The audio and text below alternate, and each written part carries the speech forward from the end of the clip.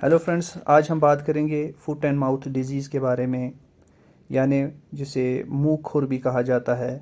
ये हमारे मवेशियों में अक्सर व बेशतर पाई जाती है। इस बीमारी के लक्षण मुंह और पैरों में छाले पड़ना और इसके साथ साथ जानवर में तेज़ बुखार आना है। ये बीमारी एक पिकोरना नामी आरएनए वायरस से होती है, जो कि जानवरों के मुंह और खुर में छाले बनाकर जानवर को बीमार करता है। अब सबसे अहम बात, ये बीमारी फैलती कैसे है? तो ये बीमारी फैलती है अगर कोई इन्फेक्टेड जानवर है और वो दूसरे हेल्दी जानवर के साथ कांटेक्ट में आता है, तो ये बीमारी उस जानवर से दूसरे जानवर में फैल जाती है। या फिर हमारे दूसरे हेल्दी जानवर के क्लोज कांटेक्ट में आएगा, उससे ये बीमारी एक जानवर से दूसरे में फैल जाती है।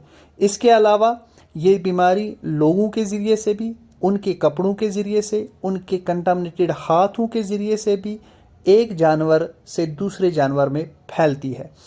इसके अलावा हमारे इक्विपमेंट्स या फीड या फोडर, ये तमाम चीज़ें ऐसी हैं जिनके ज़रिए से ये वायरस एक जगह से दूसरी जगह ट्रांसमिट होता है और इन्फेक्शन काज करता है। इसके अलावा कंटामिनेटेड दूध, मीट या मरे हुए जानवर भी इस वायरस के सोर्सेज हैं। यानी उसके मुंह से सलाइवेशन होगी। उसके बाद कुछ दिनों बाद हमें लगेगा कि उसके मुंह में छाले पड़े हैं और वो छाले फट जाने के बाद उसमें ज़ख्म हो जाएंगे। ये छाले न सिर्फ उसके मुंह बल्कि उसकी जीभ और उसके खुरों पर भी होंगे, जिनके ऊपर फिर बैक्टीरियल इन्फेक्शन होने की वजह से उनमें पस भी हो जाती है। अब बात कर लेते हैं उन जानवरों में जिन जानवरों में ये बीमारी हो गई हो और उन जानवरों के लिए हमें क्या करना चाहिए। पहली बात यह है कि उन जानवरों में वैक्सीन किसी काम का नहीं है जिन जानवरों में इस बीमारी के सिम्टम्स आ चुके हों। तो उन जानवरों के लिए हमें क्या करना चाहिए? उन जानवरों के लिए हमें याद रखना चाहिए कि कोई भी ऐसी दवाई नहीं है जो इस वायरस को किल कर सके। लेकिन इस वायरस से बचने के लिए हमारे पास रेडली अवेलेबल वैक्सीन अवेलेबल है, जो जानवर को साल में कम से कम 2 बार लगाना चाहिए है। तो हम उसे बुखार की दवाई देंगे। और इसके अलावा अगर उन ज़ख्मों में सेकेंडरी बैक्टीरियल इन्फेक्शन है तो उसको कंट्रोल करने के लिए हम एंटीबायोटिक्स का इस्तेमाल करेंगे।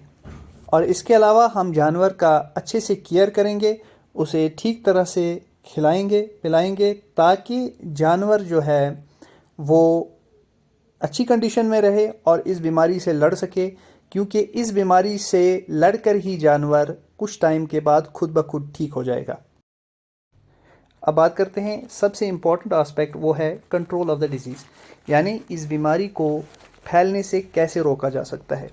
तो इसके लिए सबसे इम्पॉर्टेंट चीज़ ये है कि हर वो चीज़ जो इसके फैलने में मदद करती है, हमें उस चीज़ पर नज़र रखनी है और उस चीज़ को कंट्रोल करने की कोशिश करनी है।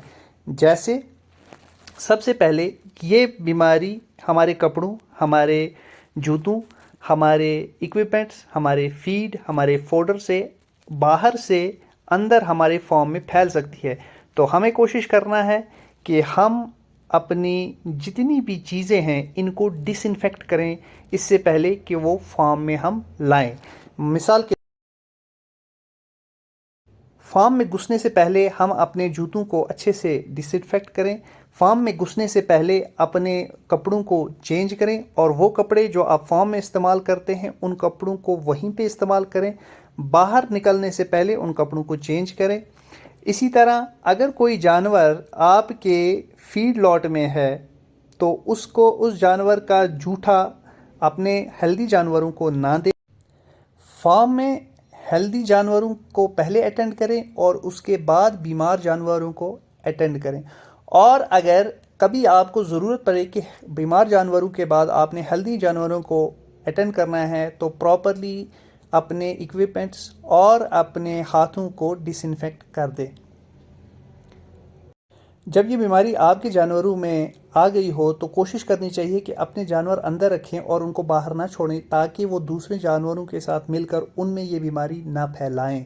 तो इन बातों का ख्याल रख के हम इस बीमारी पर काबू, इस तरह से इन बातों का ख्याल रख के हम इस बीमारी को कंट्रोल कर सकते हैं और अपने जानवरों को इस बीमारी से बचा सकते हैं।